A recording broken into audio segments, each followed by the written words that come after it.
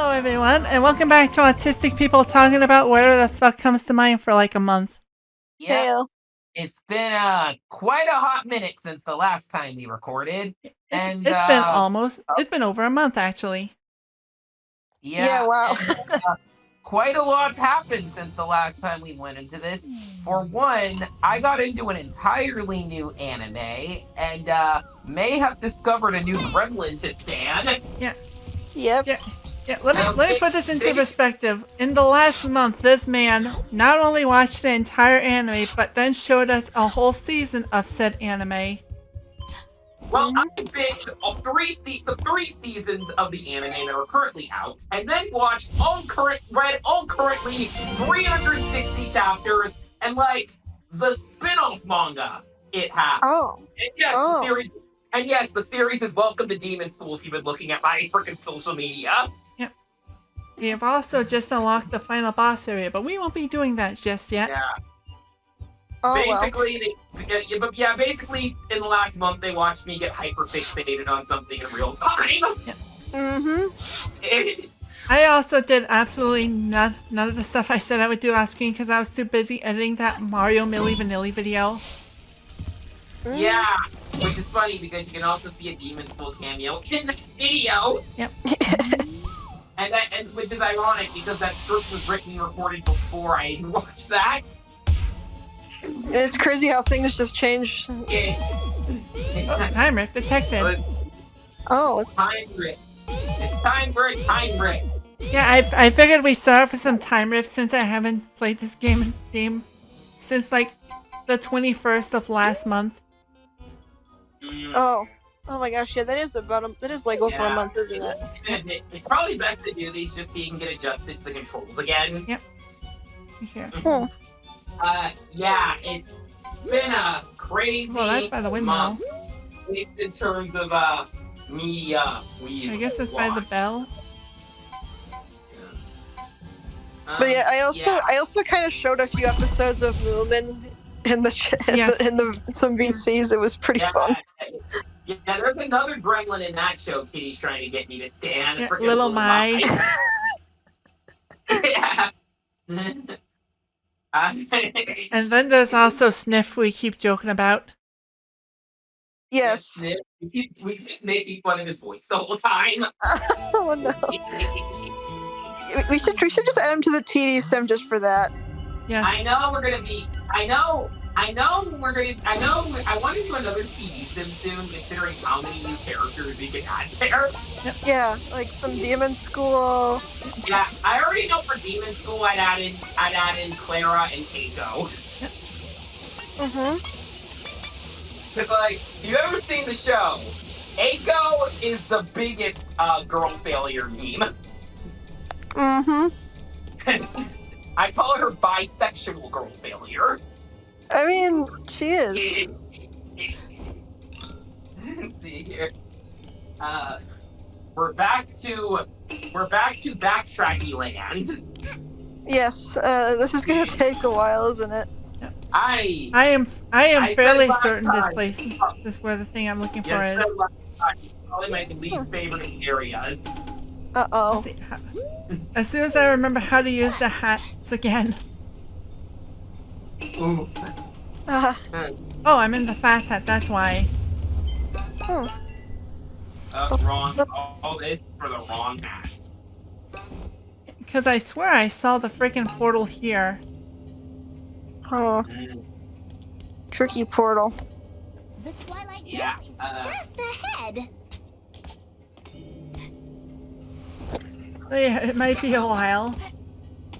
Let's talk about what else happened in between this time. I started watching Zatch Bell.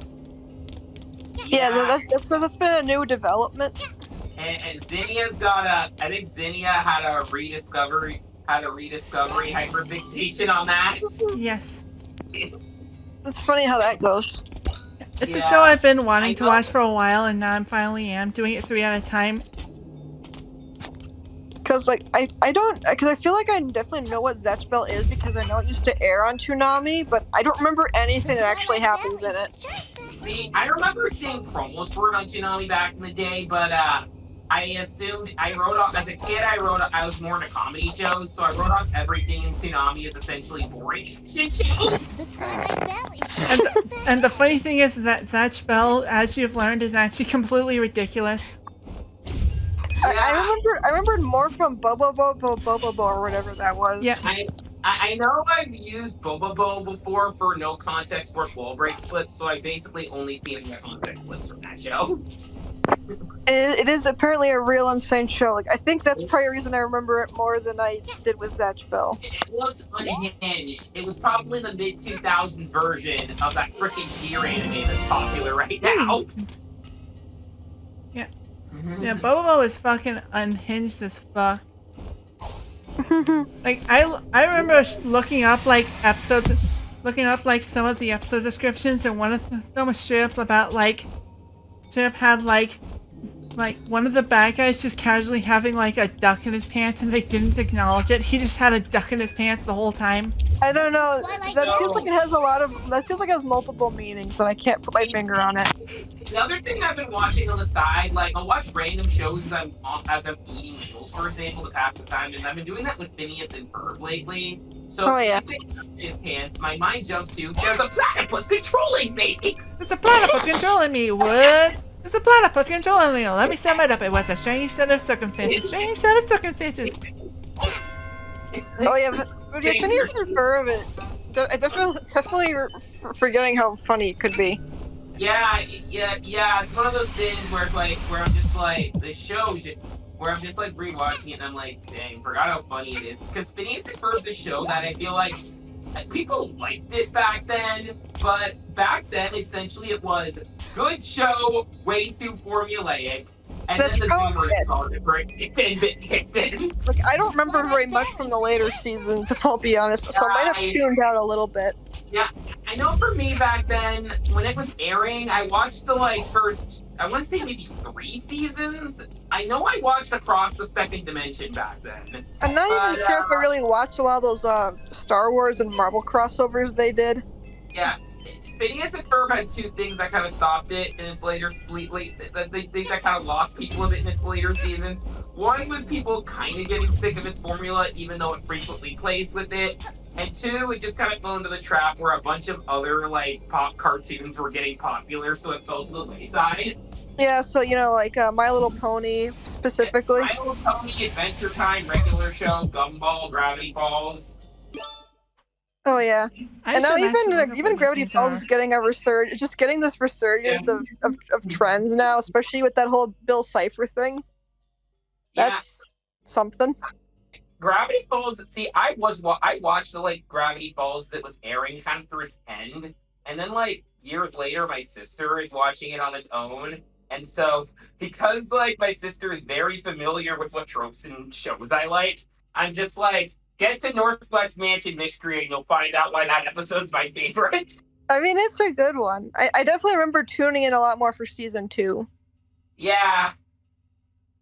Honestly, my thing is, like, I'm kind of happy that people are finally starting to realize that you were just too harsh on Mabel. Yes. Yeah.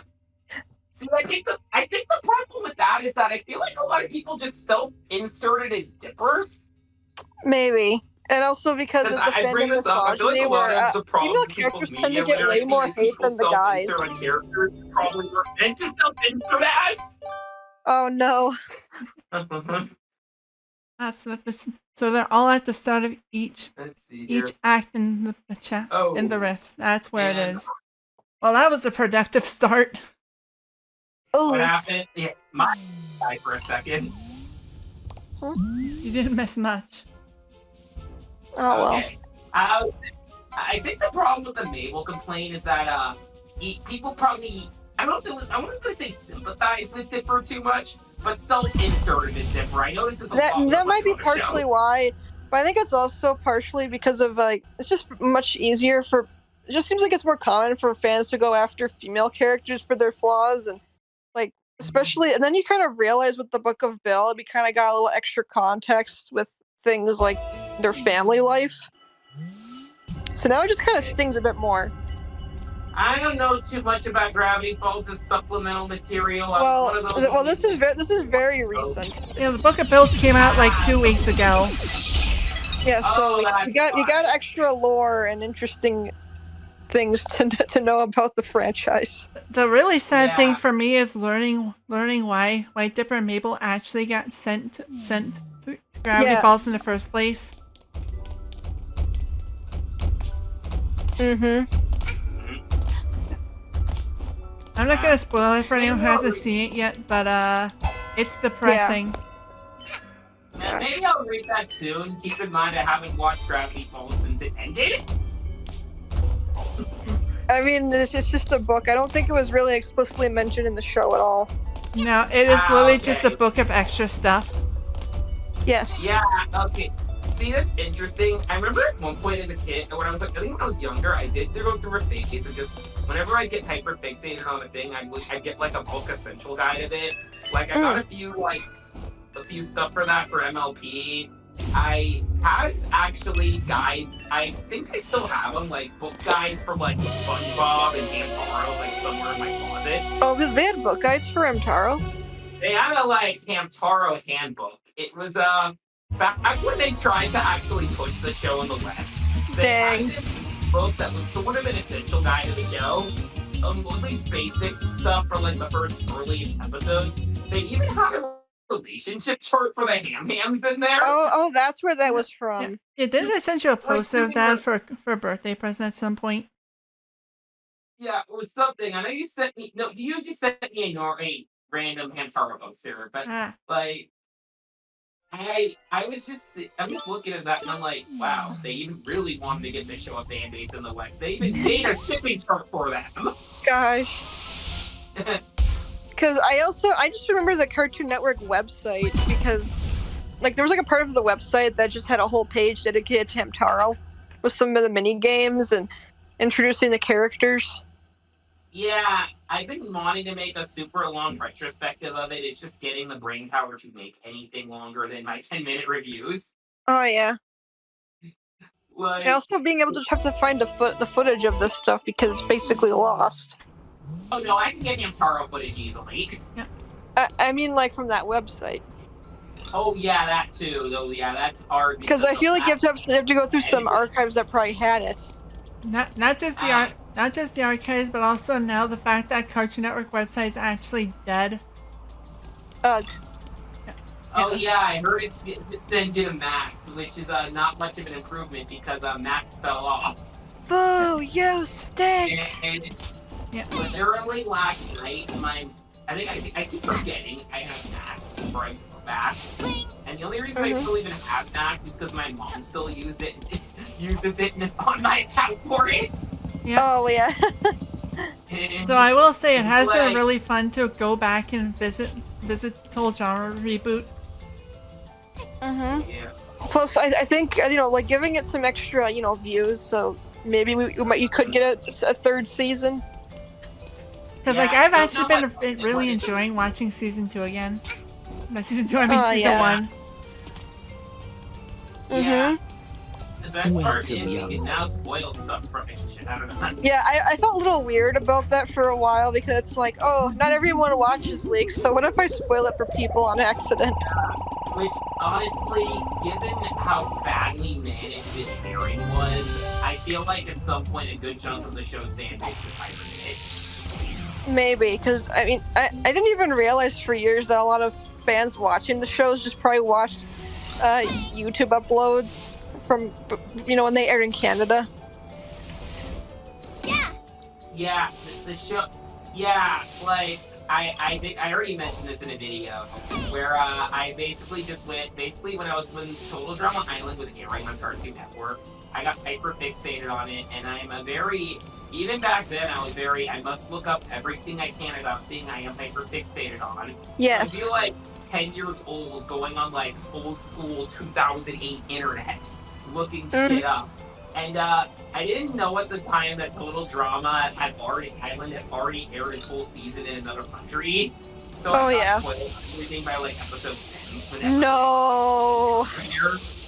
Like, I was 10. How was I supposed to know where the fuck it came from? I don't know what the logos at the end credits mean.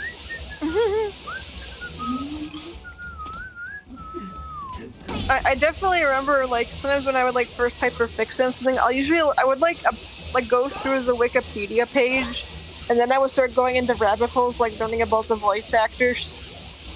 For me, voice acting stuff came more recently as I started to. Well, it was actually because I started working with more internet VAs, and then I really just wanted to learn more about that section, because before, when I was looking up like cartoons I was hyper fixated on, I'd more look at like who wrote each episode or who directed each episode. And now when I'm watching more anime, I am like, okay, let's go on freaking hang the voice actors. Let's see what random other characters they played. So, like, mainly one of my first hyperfixations when I was using the internet was with Lilo and Stitch the series. So then I was, like, going into the rabbit hole and learning about some of the voice actors that were on it. I mean, Rob. So that's basically the reason I know who Kevin Michael Richardson is.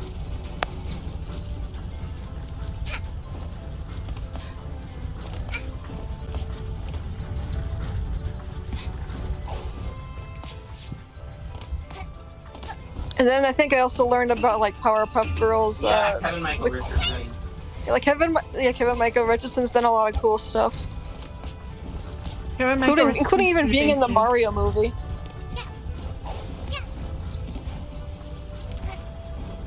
And so, like, I think I also later learned about, like, then I would, like, look at Pokemon on Wikipedia, Powerpuff Girls on Wikipedia, and that's how I learned that there was an anime adaptation I never knew about. And just being absolutely mind blown. About Powerpuff Girls Z. Honestly, your hyperfixation stuff potential really takes off once you discover wikis. Just wikis. Yes, I think this might have been before, like, the fan wikis really existed, which probably went into more details about some of their fandoms. Yeah, there was the Disney wiki, which is, I mean, I'm assuming that's generally more moderated, so it's not as much chaos. Yeah, I know for Lilo and Stitch the series, that was another series I'd go on and off hyper fixated on. Yeah. I actually would sometimes as a kid, because like late 2000s YouTube was completely different.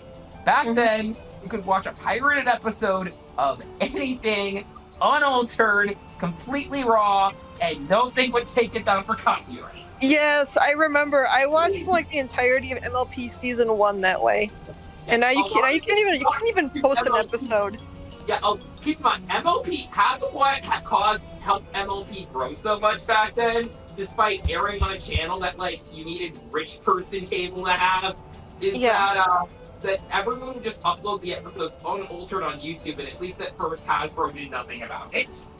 I'm assuming because the copyright stuff just wasn't taken as seriously back then, because YouTube kind of became a lot more powerful. And just has more eyes on it nowadays. Basically, YouTube becoming more corporate kind of killed this. But like also like look at freaking Viacom. Yeah, Viacom, Google buying out YouTube so they could become more corporate. I also remember when there were some accounts that would just straight up upload entire movies. Yeah, you could upload movies. Nowadays, if you want to find a Broadway musical upload, you gotta say slime tutorial. If sometimes you even try to like upload anything, it's like you have to either like have it be in very short clips, or you alter the audio or the screen so it looks very distorted. Yeah, there's a lot of ways people have gotten around this, but I feel like nowadays people don't even try because animated stuff at least is very easy to pirate. Yeah, or they stream it if they have the money or want to. Yeah, streaming services. Like there's so many animes where no matter how obscure, I can find it somewhere. If I find it somewhere.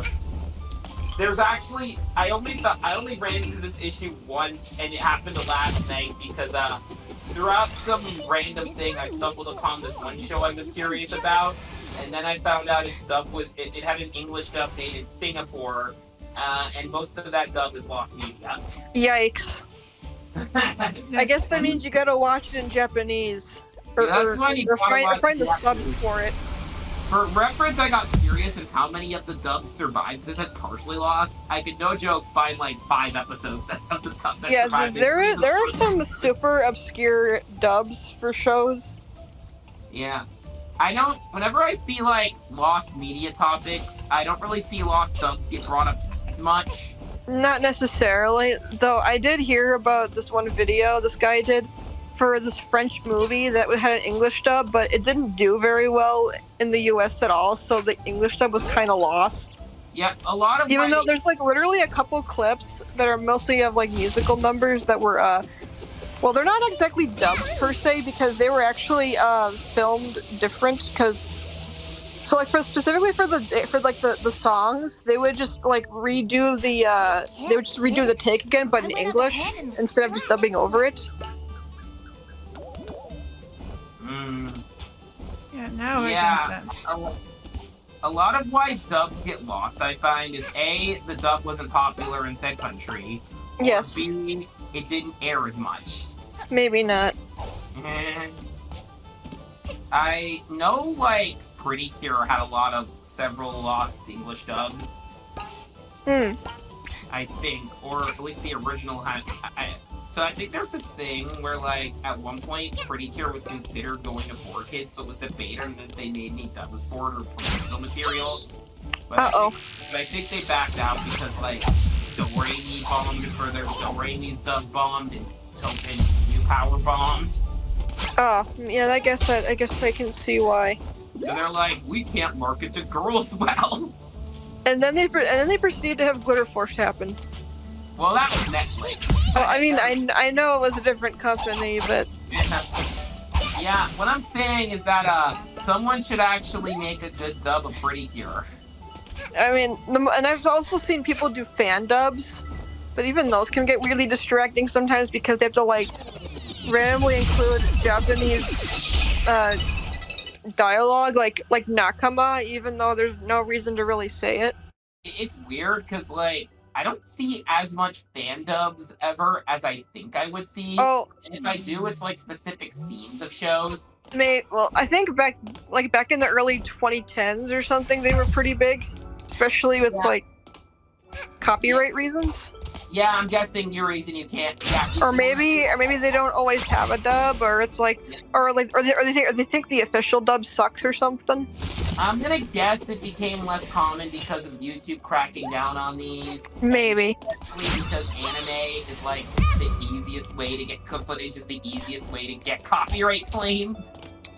Seems so. It's probably why I can't find as many anime of these fan dubs nowadays, because a lot of them are just lost to time.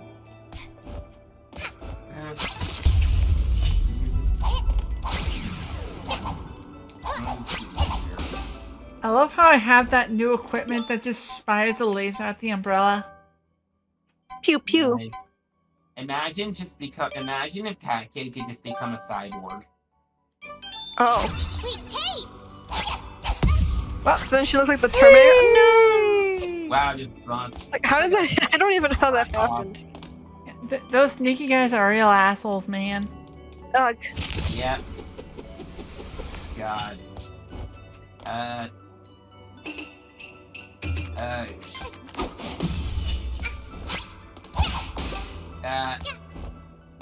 So seriously, so let me actually describe how I guess I got into Welcome to Demon School. It was actually kind of funny, and it sort of just like sneak attacked me in a way. You never know. So, I'd mentioned before on this channel that I do like mod work for Mr. Enter, and it's him and his little, I guess, internet group or whatever, or his, I guess, team. We like last month was his birthday, and we were planning a sort of VC watch party of a series of his choice for said VC, and he picks Welcome to Demon School. And so I just kind of come in this call last second, because I'm like, it was like Sunday night, and I had work the next day, so I wasn't really like, so I think last minute I was just like, okay, I'll go in there for a bit, because it is his birthday. And So basically, I just kind of start the show. I didn't really know too much about the series. It was just one of those series I kept seeing on like my anime list and stuff. Oh. And I sort of just see it. And no joke, everyone in that call in real time just watched me get addicted. And then by like episode 3, when Clara shows up, they are just seeing me get so like invested in everything. Literally The at birth one of an point- addiction. Literally at one point during that watch party, when in that episode, Clara's all like, "No one will play with me. No one really wants to." The whole idea is that people only play with her for favors, and and she's just kind of venting to this to Irma, and I'm like saying out loud, "Play with her, you bitch." With her, you bitch. Like